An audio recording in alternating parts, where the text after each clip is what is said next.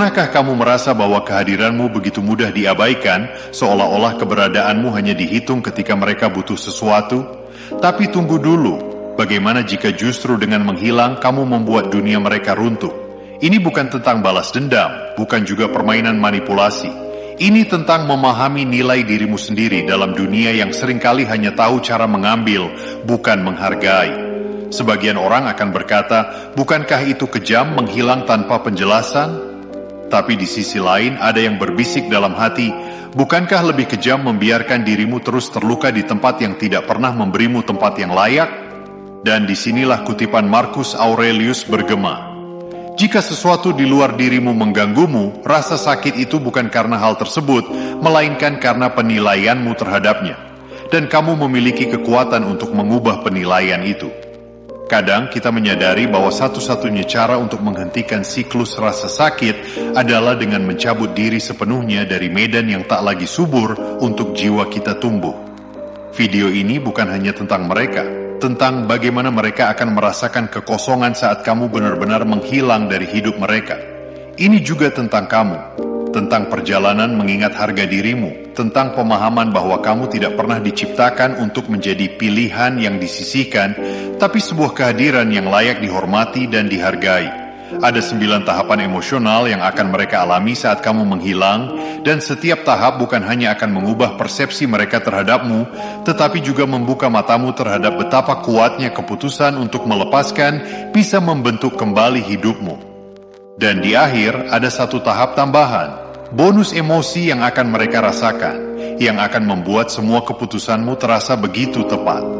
Jika kamu pernah merasa diremehkan, dijadikan cadangan atau sekadar pilihan di antara banyak kemungkinan, maka ini adalah saatnya untuk berkata dalam hati, saya sudah selesai menjadi pilihan. Dan jika kamu siap untuk mengenal kekuatanmu sendiri, tetap di sini. Karena ini bukan sekadar tentang mereka yang kehilanganmu, ini tentang kamu yang akhirnya menemukan dirimu. Mari kita mulai.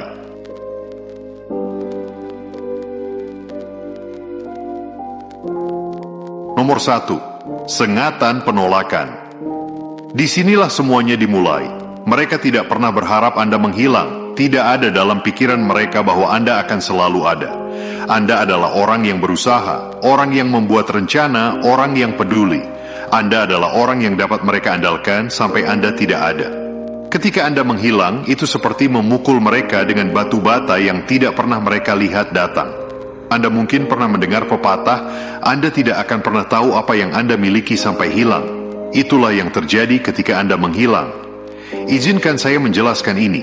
Ketika Anda menghapus diri Anda dari kehidupan mereka, ini bukan hanya tentang ketidakhadiran fisik.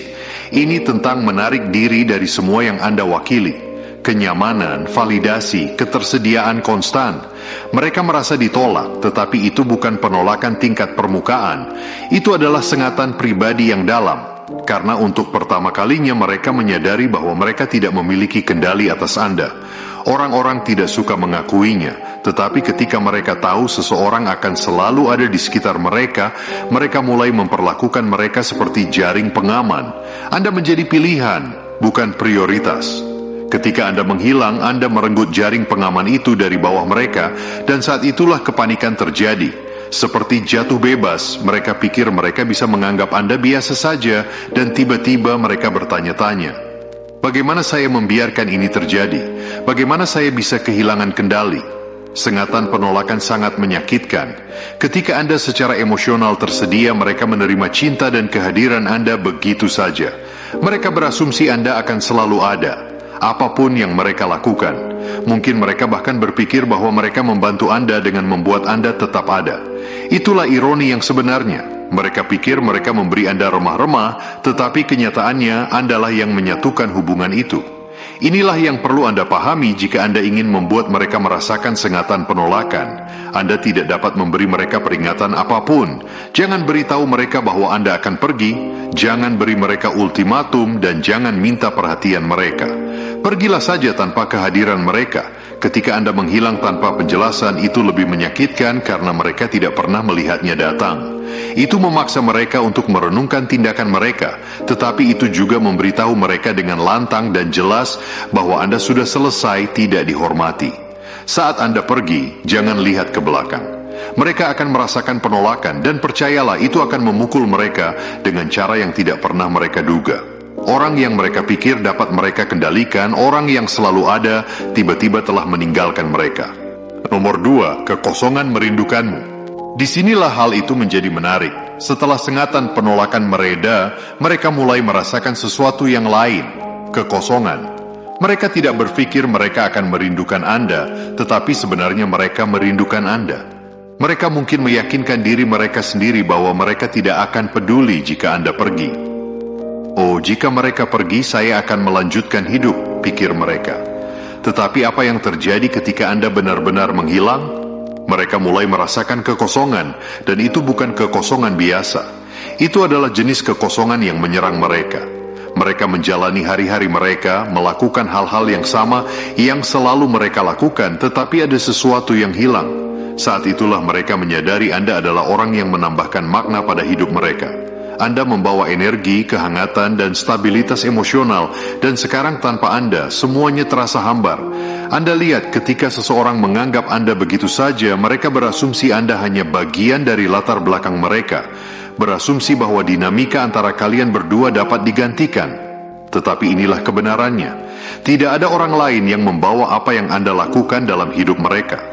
Mereka mungkin mencoba mengisi kekosongan dengan orang lain, tetapi itu tidak akan pernah sama. Anda membawa energi yang unik yang membuat hidup mereka lebih mudah, lebih menyenangkan, lebih memuaskan. Kekosongan itu tumbuh lebih besar setiap hari. Mungkin mereka pikir mereka bisa mengalihkan perhatian mereka dengan seseorang yang baru, atau dengan teman-teman mereka. Mungkin mereka pikir mereka bisa fokus pada pekerjaan atau menenggelamkan diri mereka dalam hobi untuk melupakan Anda. Tetapi coba tebak, kekosongan itu tetap ada di sana, mengingatkan mereka tentang apa yang telah mereka hilangkan. Itu adalah kehadiran yang konstan, menggerogoti mereka karena mereka tidak pernah berpikir mereka akan merasakan hal ini tentang Anda. Inilah ironi, mereka tidak menghargai Anda ketika mereka memiliki Anda. Mereka pikir mereka bisa mendapatkan yang lebih baik atau mungkin mereka pikir Anda akan selalu ada. Tetapi saat Anda pergi, semuanya berubah. Mereka mulai merindukan hal-hal kecil, percakapan, tawa, cara Anda membuat mereka merasa dipahami. Itu adalah momen-momen kecil sehari-hari yang tiba-tiba mereka dambakan, tetapi Anda tidak ada di sana untuk menyediakannya lagi. Ketika Anda menghilang, pastikan Anda melakukannya dengan cara yang tidak memberi mereka ruang untuk menemukan Anda. Blokir mereka di media sosial, hapus nomor mereka, dan buat mereka tidak mungkin untuk sekadar memeriksa Anda. Semakin mereka menyadari bahwa mereka tidak dapat mengakses Anda, semakin dalam kekosongan itu. Setiap kali mereka memikirkan Anda dan mencoba menjangkau hanya untuk menemukan jejak Anda, kekosongan itu akan tumbuh. Biarkan mereka duduk dalam kekosongan itu dan ingat ini, orang-orang tidak menghargai apa yang mereka miliki sampai itu hilang. Biarkan mereka merindukan Anda, biarkan mereka merasakan ketidakhadiran.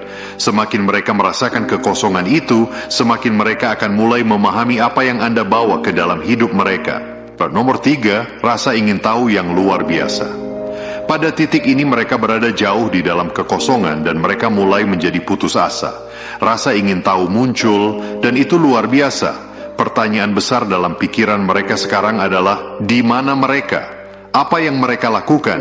Dengan siapa mereka? Mereka menjadi terobsesi untuk mengetahui apa yang terjadi dalam hidup Anda karena mereka tidak lagi memiliki akses kepada Anda.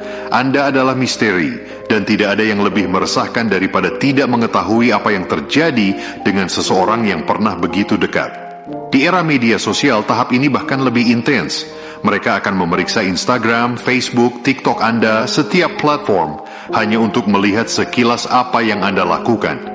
Tetapi inilah masalahnya, Anda tidak memberi mereka apapun. Anda menghilang. Tidak ada pembaruan, tidak ada cerita, tidak ada posting, tidak ada apa-apa. Dan itu membuat mereka gila. Mengapa? Karena manusia membenci yang tidak diketahui. Saat Anda menghilang, pikiran mereka mulai menjadi liar dengan pertanyaan-pertanyaan. Disinilah rasa tidak aman mereka muncul. Mereka mulai bertanya-tanya apakah Anda sudah melupakan mereka, apakah Anda melihat orang lain, apakah mereka lebih baik tanpa saya. Mereka tidak dapat menangani ketidaktahuan, sehingga mereka menjadi terpaku untuk mencoba menemukan jawaban. Ini adalah ketika mereka bahkan mungkin menghubungi teman bersama, mencoba untuk mendapatkan informasi tentang Anda. Mereka akan mengajukan pertanyaan, tetapi mereka akan terlalu bangga untuk mengakui bahwa mereka peduli. Itu adalah pemandangan yang menyedihkan. Seseorang yang mengira mereka tidak membutuhkan Anda, sekarang berusaha keras untuk mencari tahu apa yang Anda lakukan. Sebenarnya, rasa ingin tahu adalah emosi yang kuat.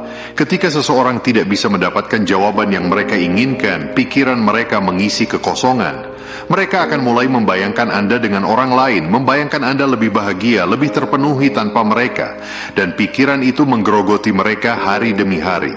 Itu berubah dari rasa ingin tahu menjadi obsesi. Dan inilah bagian terbaiknya. Semakin sedikit yang mereka tahu, semakin mereka ingin tahu. Anda menjadi satu-satunya hal yang tidak bisa mereka berhenti pikirkan untuk memenuhi rasa ingin tahu mereka. Anda harus menjadi hantu, benar-benar menghilang dari jaringan. Jangan posting apapun yang dapat memberi mereka petunjuk tentang hidup Anda. Biarkan mereka bertanya-tanya, biarkan mereka berkutat dalam pikiran mereka sendiri, mencoba mencari tahu apa yang terjadi dengan Anda setiap saat. Saat mereka mengangkat telepon untuk memeriksa Anda dan tidak menemukan apapun, itu akan mendorong mereka lebih dekat ke tepi jurang. Anda memegang kekuasaan sekarang dan rasa ingin tahu mereka adalah aset terbesar Anda.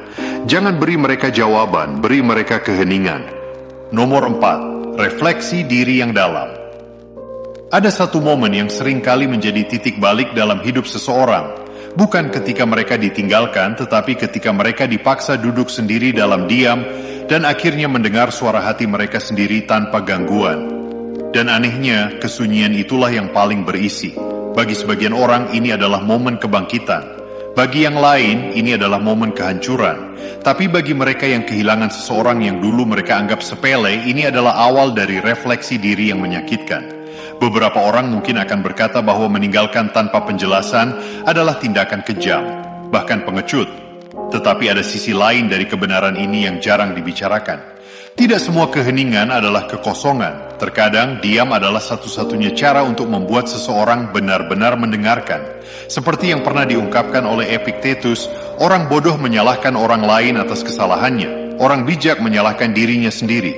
Dan disinilah kebenaran itu menghantam. Saat kamu tidak lagi ada di sana untuk dijadikan kambing hitam, mereka tidak punya tempat untuk melemparkan tanggung jawab, kecuali ke dalam diri mereka sendiri. Tahap refleksi diri ini bukan tentang melankolia biasa. Ini adalah badai dalam batin yang perlahan-lahan menggulung kesadaran mereka. Awalnya mereka mungkin merasa marah, bingung, terluka. Tapi kemudian diam berubah menjadi cermin besar. Dan dalam pantulan itu muncul pertanyaan-pertanyaan yang selama ini mereka abaikan. Apakah aku yang terlalu dingin? Apakah aku yang terlalu jauh? Apakah sikapku yang membuat segalanya hancur? Tak satu pun dari pertanyaan itu yang mudah dihadapi, karena jawaban-jawabannya mengharuskan mereka untuk mengakui sesuatu yang lebih dalam, bahwa mereka adalah bagian dari alasan seseorang yang dulu mencintai mereka kini tak lagi ada. Saat mereka memutar ulang setiap percakapan, setiap ketidakhadiran mereka di saat kamu membutuhkan, setiap pesan yang tak dibalas, mereka mulai melihat betapa berharga kehadiranmu yang dulu mereka anggap remeh. Mereka tidak akan mengakuinya dengan lantang. Ego manusia terlalu angkuh untuk itu. Tapi dalam hati mereka, benih penyesalan mulai tumbuh. Penyesalan yang tidak bisa ditenangkan dengan hiburan, tidak bisa ditenangkan dengan pengganti. Penyesalan itu adalah guratan permanen dalam memori mereka. Karena kamu bukan hanya sekadar orang yang pergi, kamu adalah kehadiran yang menyadarkan. Dan inilah kebenaran paling tajam. Selama tahap ini, jangan kembali. Jangan merusak proses yang sedang terjadi dalam diri mereka. Jangan mengisi kekosongan yang pada akhirnya menjadi guru terbaik mereka. Karena semakin lama mereka hidup dengan kenyataan bahwa merekalah penyebab perpisahan itu, semakin dalam pelajaran yang akan mereka pelajari. Rasa bersalah, kesepian, dan kesadaran bukanlah hukuman. Itu adalah proses transformasi. Tidak semua perubahan datang dari kata-kata. Kadang perubahan sejati datang dari ketiadaan. Karena dalam ruang yang kamu tinggalkan, mereka akhirnya bisa melihat dirinya sendiri. Tanpa topeng, tanpa pembenaran, tanpa pelarian. Dan ketika itu terjadi, mereka tak hanya belajar tentang kamu. Mereka belajar tentang diri mereka. Dan itu adalah pelajaran yang sekali terserap tidak akan pernah bisa dilupakan. Nomor 5. Dorongan untuk mengejar Anda. Ada satu kebenaran yang seringkali tidak ingin diakui oleh siapapun. Kepergian seseorang yang tulus tidak hanya meninggalkan kekosongan, tapi juga menciptakan gravitasi. Dan pada akhirnya, kekuatan dari mereka yang dulu diabaikan seringkali tumbuh justru saat mereka memilih diam dan pergi. Tapi disinilah pro kontra mulai bermunculan. Apakah pantas membiarkan seseorang mengejar kita hanya untuk merasakan sakit yang pernah mereka sebabkan? Ataukah ini adalah bagian dari keadilan kosmik yang tak memihak? Apakah ini balas dendam terselubung atau bentuk tertinggi dari cinta diri dan kebangkitan harga diri? Seperti yang pernah dikatakan Marcus Aurelius, keinginan untuk sesuatu yang tidak ada atau ketakutan akan sesuatu yang belum terjadi adalah bentuk penderitaan yang kita ciptakan sendiri. Dan ketika seseorang mulai merindukanmu setelah kehilanganmu, penderitaan itu bukan datang dari tindakanmu, tetapi dari kesadaran mereka sendiri, dari bayangan tentang apa yang pernah mereka miliki dan sia-siakan. Setelah fase refleksi yang berat, mereka kini mulai merasakan sesuatu yang lebih liar, lebih emosional, dan lebih mendorong keinginan untuk mendapatkanmu kembali. Ini bukan lagi soal penyesalan yang sunyi. Ini adalah ledakan batin yang membuat mereka ingin bertindak. Mereka mulai merasakan dorongan yang begitu kuat untuk menjangkau, mencari celah, membuka kembali pintu yang mereka biarkan tertutup terlalu lama. Mereka mulai terjebak dalam rutinitas pencarian, melihat kembali foto-foto lama, mengirim pesan yang tak berbalas, bahkan menelusuri jejak digitalmu, berharap menemukan sesuatu yang memberi mereka harapan bahwa kamu belum benar-benar pergi. Rasa kehilangan berubah menjadi obsesi. Hal-hal kecil seperti melihatmu aktif di media sosial atau mendengar lagu yang dulu kalian dengarkan bersama menjadi pemicu gelombang emosi yang tidak bisa mereka kendalikan. Tapi inilah kekuatan sejati. Kamu tidak lagi berada di tempat yang sama. Kamu bukan lagi orang yang akan merespons pesan tengah malam atau memberi mereka kenyamanan emosional saat mereka merasa rapuh. Kamu telah tumbuh, berubah, dan memulihkan bagian-bagian dalam dirimu yang dulu retak karena cinta yang tidak seimbang. Sekarang mereka yang pernah memperlakukanmu seperti opsi mulai menyadari bahwa kamu adalah satu-satunya pilihan yang pernah benar-benar mereka miliki. Biarkan mereka mengejar, biarkan mereka mencoba menghidupkan kembali apa yang mereka matikan dengan keacuhan dan ketidakhadiran mereka. Tapi kamu tidak perlu terburu-buru membuka pintu. Ini bukan soal balas dendam. Ini tentang menjaga batasan yang akhirnya kamu bangun dengan susah payah. Diam bukan senjata, diam adalah pernyataan. Ketika kamu tidak merespons, bukan berarti kamu kejam. Itu berarti kamu telah memilih untuk mencintai dirimu sendiri, lebih dari sekadar mengobati luka yang bukan kamu yang ciptakan. Dorongan mereka untuk mengejar bukan karena kamu sengaja memancingnya, tapi karena kenyataan akhirnya berbicara lebih keras daripada kata-kata, bahwa kamu tidak bisa digantikan. Bahwa kehilanganmu bukan hanya kehilangan sosok, tapi kehilangan makna, kehilangan kenyamanan, dan kehilangan seseorang yang dulu mencintai mereka meski mereka belum siap untuk menerima cinta itu. Dan disinilah kamu benar-benar memiliki kekuatan. Bukan untuk menyakiti, tetapi untuk menetapkan nilai dirimu sendiri. Kamu tidak perlu menjawab panggilan mereka. Kamu tidak perlu menjelaskan alasanmu, karena pada akhirnya mereka akan tahu. Bukan karena kamu memberitahu mereka, tapi karena hidup dan keheninganmu berbicara dengan cara yang tak terbantahkan. Nomor 6. Pertempuran antara kelegaan semu dan penyesalan sejati. Dalam dinamika hubungan yang rumit ada satu fase yang sering disalahpahami, saat ketika seseorang merasa lega setelah kepergianmu. Pada awalnya perasaan itu begitu membebaskan, seperti hembusan angin di tengah musim yang pengap. Mereka mungkin berkata dalam hati, akhirnya selesai juga semua ini. Ada perasaan ringan, bahkan mungkin sedikit euforia, seperti baru saja melepaskan beban yang terlalu lama di panggung. Dan untuk sesaat mereka percaya pada kebohongan kecil itu, bahwa hidup tanpa kehadiranmu akan terasa lebih sederhana, lebih menyenangkan, lebih bebas.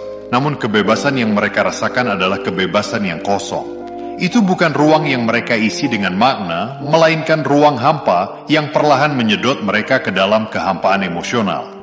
Ini bukan kemenangan batin, ini adalah ilusi kebebasan. Karena di balik tawa bersama teman-teman dan kesenangan sementara dari pertemuan baru, ada ruang sunyi yang perlahan membesar. Ketika keramaian merida dan layar ponsel tidak lagi menyala, mereka duduk dalam diam, dan rasa itu datang.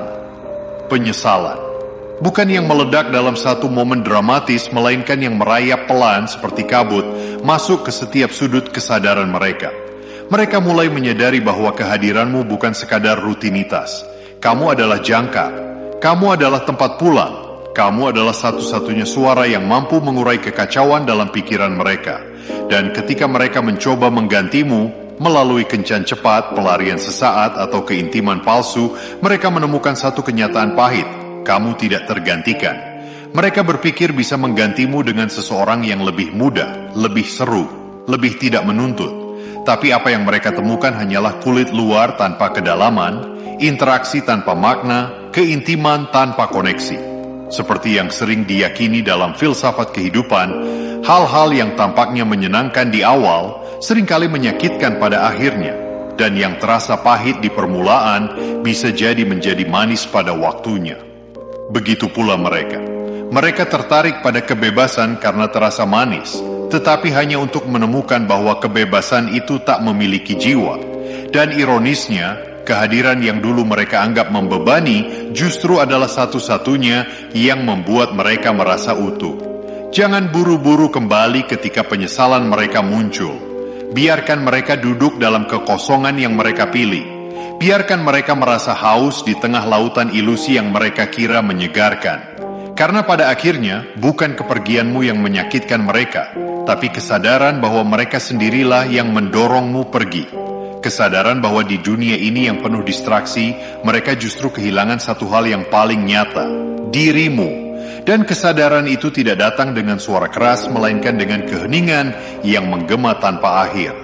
Nomor 7. Ketika manipulasi menjadi satu-satunya bahasa yang mereka pahami, akan selalu ada orang yang tidak benar-benar kehilanganmu karena mereka mencintaimu, melainkan karena mereka kehilangan kekuatan untuk mengendalikanmu. Dan di titik inilah permainan pun dimulai. Ada sebagian orang yang saat ditinggal tidak benar-benar merenung untuk memahami kesalahannya. Mereka tidak merangkul keheningan untuk tumbuh atau berubah, melainkan menjadikannya panggung baru untuk strategi manipulatif. Setelah penyesalan menghantam dan menyisakan ruang hampa, dorongan paling primitif pun muncul. Mereka ingin mengendalikan ulang narasi, tapi mereka bingung harus mulai dari mana. Jadi mereka menggunakan satu hal yang menurut mereka masih bisa memikatmu, permainan emosional. Mereka mulai tampil di depan umum seolah tak tergoyahkan, memposting momen-momen bahagia yang dibangun semata untuk terlihat, bukan untuk dirasakan. Mereka tertawa lebih keras, tersenyum lebih lebar, dan memamerkan kedekatan dengan sosok-sosok baru yang dipilih bukan karena kedalaman koneksi, tapi karena kemampuannya menimbulkan rasa penasaran dalam dirimu. Ini bukan tentang kebahagiaan, ini tentang pencitraan. Dan dari sinilah perang dingin dimulai. Bukan dengan kata-kata, melainkan dengan gestur halus, unggahan samar, atau komentar sinis yang dilempar di ruang publik. Semua itu bukan bentuk move on, melainkan panggilan batin untuk melihat apakah kamu masih memperhatikan. Namun, hal yang paling menggetarkan mereka adalah ini. Kamu tidak memperhatikan lagi. Kamu tidak lagi terguncang oleh foto yang terlalu dipoles. Kamu tidak membaca makna tersirat dari status yang ambigu. Kamu tidak bermain. Dan ketika kamu tak lagi memberi mereka reaksi yang mereka idam-idamkan, dunia kecil mereka runtuh perlahan. Karena permainan ini pada akhirnya hanya bekerja jika kamu mau ikut bermain. Inilah paradoks dari mereka yang mengandalkan permainan emosional. Ketika kamu berhenti menjadi pion dalam permainan mereka, kamu menjadi raja di papanmu sendiri. Mereka melemparkan umpan dan kamu tak lagi lapar. Mereka menyusun strategi dan kamu tak lagi hadir di medan itu. Dan ketika kamu memilih diam, bukan karena tidak punya kata-kata, tetapi karena kamu telah melampaui semua bentuk manipulasi, di sanalah mereka panik. Karena apa yang dulunya membuatmu terombang-ambing, kini hanya angin lalu dalam hidupmu yang lebih tenang, lebih dalam, lebih sadar. Seperti yang pernah dikatakan oleh seorang pemikir besar, orang yang damai di dalam tidak akan mudah diprovokasi oleh gejolak luar.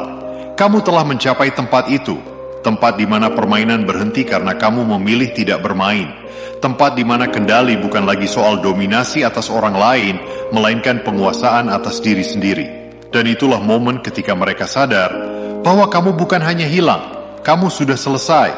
Nomor 8. Saat keheningan menjadi gema dari segala yang pernah mereka abaikan.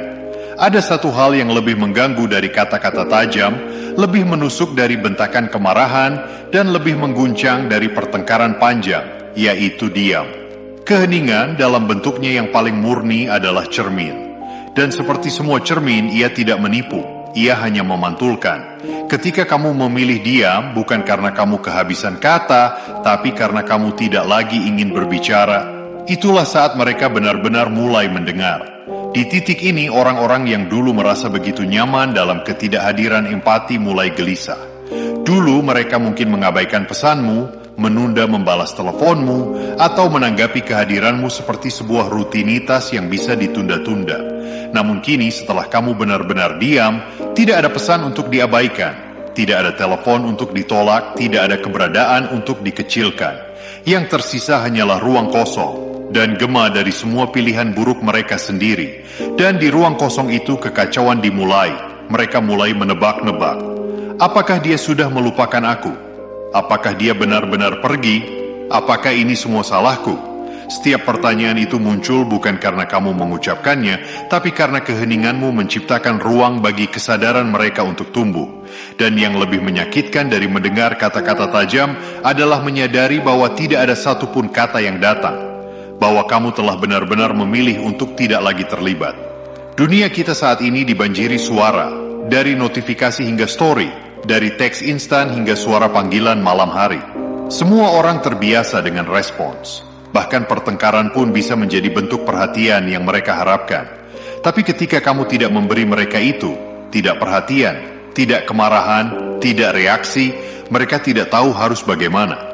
Mereka panik bukan karena kamu marah, tapi karena kamu tenang. Dan dalam ketenangan itu, kamu menjadi misteri yang tidak bisa mereka pahami. Itulah yang paling menakutkan. Dalam keheninganmu, kamu tidak sedang menghukum mereka. Kamu sedang melepaskan dirimu. Kamu tidak memaksa mereka mengerti. Kamu sedang memberi ruang bagi mereka untuk belajar, jika mereka mau. Dan jika tidak, kamu tetap tidak rugi apapun, karena keheninganmu telah menjadikanmu damai. Seperti yang pernah diyakini oleh para filsuf agung, seseorang tidak akan pernah bisa dikalahkan oleh kekacauan di luar jika ia telah memenangkan ketenangan di dalam. Maka biarkan mereka gelisah dalam keheningan yang mereka ciptakan sendiri. Biarkan mereka merasa betapa beratnya tidak lagi mendengar suaramu, tidak lagi merasakan hadirmu, karena pada akhirnya mereka akan menyadari bahwa kehilangan akses padamu jauh lebih menyakitkan daripada kehilangan kata-kata keras darimu. Keheningan bukanlah kekosongan. Keheningan adalah pilihan sadar untuk tidak memberikan energi pada hal yang tidak lagi layak untuk disuarakan. Dan dalam sunyi itulah, kamu akhirnya menjadi gema paling keras yang pernah mereka dengar. Nomor 9, saat ketakutan menggulung mereka seperti badai yang datang terlambat. Ada satu momen dalam hidup ketika seseorang tidak hanya kehilanganmu secara fisik, mereka kehilangan seluruh kemungkinan akan kehadiranmu di masa depan. Dan disitulah rasa takut menggigit paling tajam. Bukan lagi rasa bersalah, bukan sekadar penyesalan, tapi rasa takut yang dalam, yang tumbuh dari kesadaran bahwa mereka mungkin telah merusak sesuatu yang tidak bisa lagi mereka perbaiki. Itulah saat mereka mulai merangkak kembali, bukan dengan keangkuhan, bukan dengan kendali, tapi dengan ketakutan. Dulu mereka merasa aman, mereka terbiasa dengan keberadaanmu, menganggapmu seperti matahari yang selalu terbit, meski malam sebelumnya penuh badai. Mereka merasa kamu tak akan pernah benar-benar pergi. Namun kini, ketika jejakmu benar-benar lenyap dari medan pandang mereka, ketika pesan mereka tak berbalas dan keheninganmu menolak untuk menyerah, ketakutan yang sesungguhnya mulai merambat seperti kabut yang tak bisa dihalau. Bagaimana jika kamu benar-benar telah pergi? Bagaimana jika ada seseorang yang kini menggenggam tanganmu, mengisi ruang yang pernah mereka anggap milik mereka selamanya? Ketakutan itu bukan hanya ketakutan kehilangan orang yang mereka sayangi, tetapi kehilangan cermin yang selama ini mencerminkan versi terbaik dari diri mereka. Ketika kamu pergi, mereka kehilangan lebih dari sekadar hubungan. Mereka kehilangan versi diri mereka yang hanya bisa muncul dalam pantulan hadirmu. Dan itu membuat mereka gemetar. Disinilah mereka mulai membuang gengsi. Tidak ada lagi permainan, tidak ada lagi strategi, hanya luapan panik yang mendesak mereka untuk bertindak. Mungkin itu pesan panjang penuh permintaan maaf, Mungkin itu suara yang bergetar di ujung telepon, atau bahkan keberanian yang memaksa mereka berdiri di depan pintumu tanpa peringatan. Mereka akan berkata bahwa mereka